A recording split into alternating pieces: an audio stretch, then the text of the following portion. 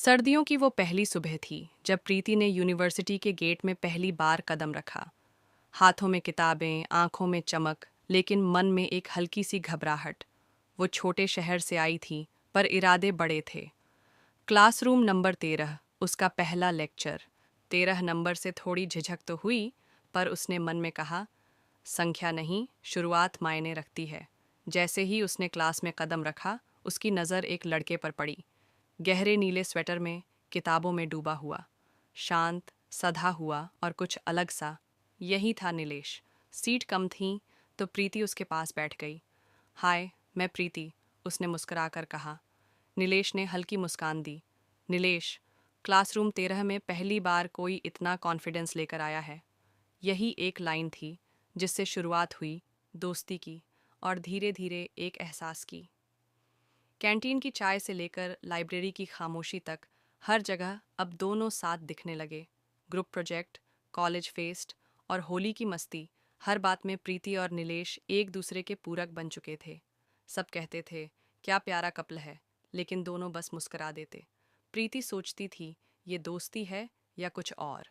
वो जब भी नीलेश की आंखों में देखती, कुछ अनकहा सा महसूस होता।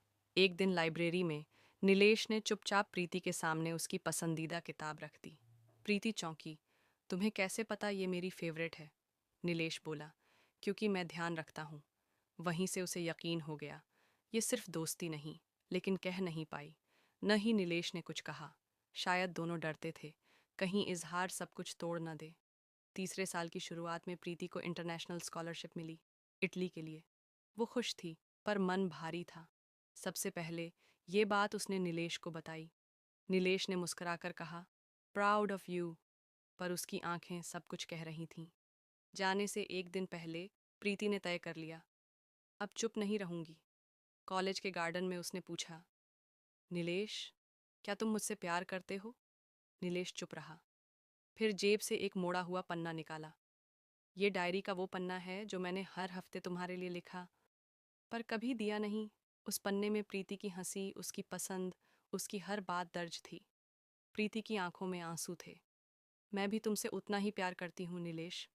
उस दिन पहली बार दोनों ने एक दूसरे का हाथ थामा, और सारा डर मिट गया। 6 महीने की दूरी शुरू हुई।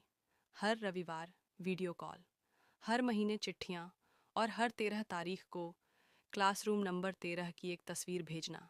एक दिन प्रीति को एक पार्सल मिला, एक लकड़ी की चाबी और एक नोट।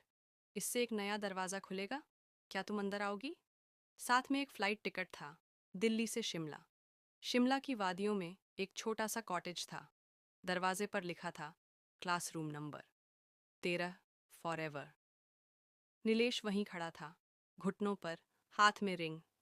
क्या तुम मेरी कहानी का लास्ट चैप्टर बनोगी?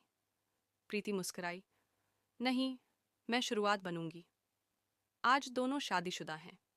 उन्होंने एक छोटा सा स्कूल शुरू किया है।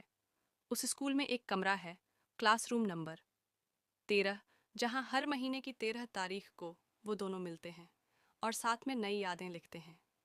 प्लीज़ वीडियो को लाइक और चैनल को सब्सक्राइब भी कर लो। दिल करें तो दोस्तों को शेयर भी कर दो।